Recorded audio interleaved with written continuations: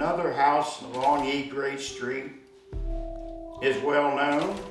In fact, it used to be the home of the Historical Society, and that is the Wood Mansion. That's the Richard Wood House. It was built around 1780, and other generations of the family had moved in there, relatives. It was a quite large place. In fact, my grandfather and my father lived there for a little while in more recent years. While they were building that house, they even built a smaller bungalow down in the middle of Greenwich. It was called the Clockmaker's House, but the Woods built that house so they had a summer home while the mansion was being built. Life wasn't too rough for that family. He was a merchant. He had a brother, George. Richard was very well liked in Greenwich. Made a lot of deals, got a lot of farmers out of trouble at times when there was a bad year of crops and they couldn't feed their families. He helped them. He's a good man. George would do the same, but he was more of a businessman. If he loaned you money, you for sure was going to pay interest back with it.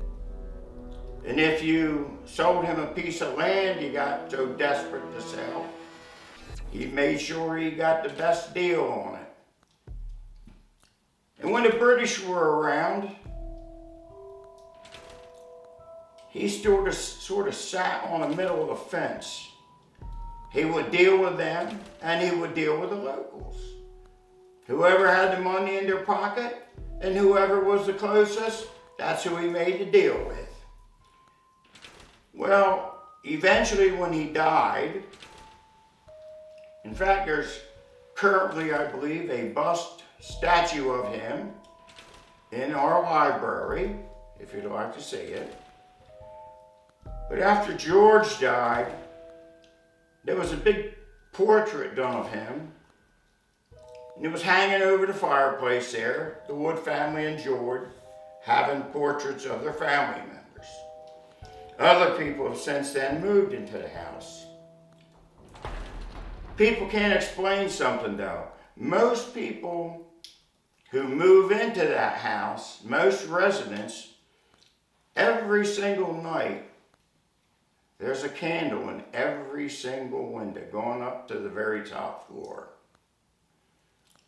And it could never be explained, but the people who were in there at that time always had lit candles in the windows. Well, then it came out to light to a lot of people. Late at night, especially down the hall into the room where George's picture is hanging, there was footsteps walking up and down the hall at night, just walking and moving. Things being moved around, but everybody's too afraid to go out in the hall and see what it is.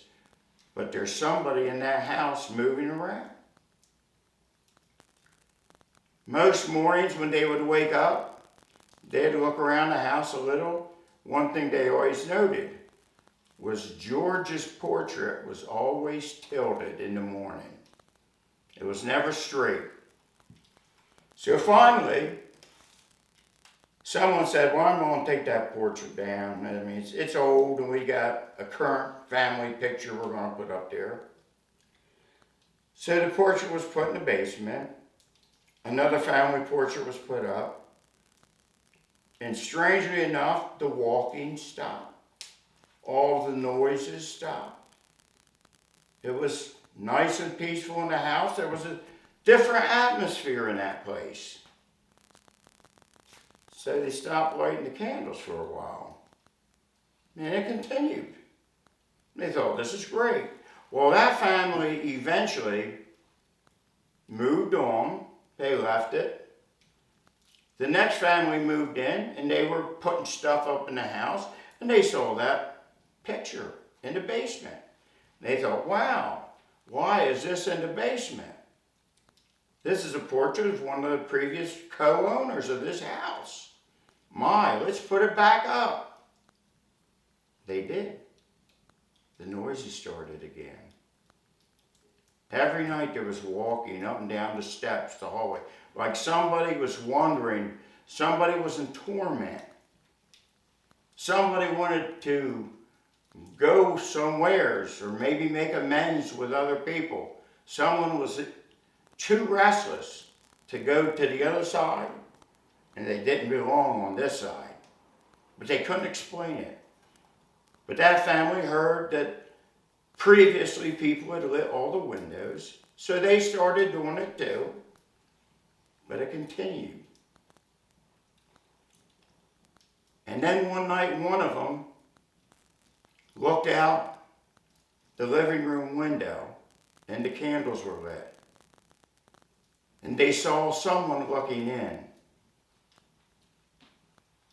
And it was the man in the portrait. He was on the outside of the house, looking inward, like he had been locked out by his loved ones and his friends. He had nowhere to go, and he just stared in the window. The person who saw him went in the next room to get another family member. When they came back, he was gone. Of course, they laughed, said it was your imagination. But was it their imagination? I don't know. I've never seen them. I'm only telling you the story I hear. And furthermore, with the Wood family, they're more known than people really think.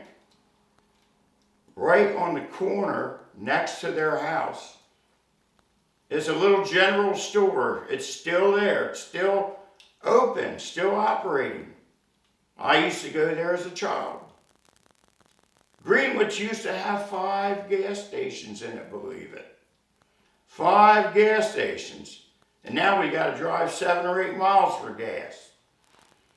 But that store actually had a gas pump out front. It was a store. But back in the late 1700s, early 1800s, Richard Wood, the merchant, had it open for sugar, flour, whatever the Greenwich townspeople needed.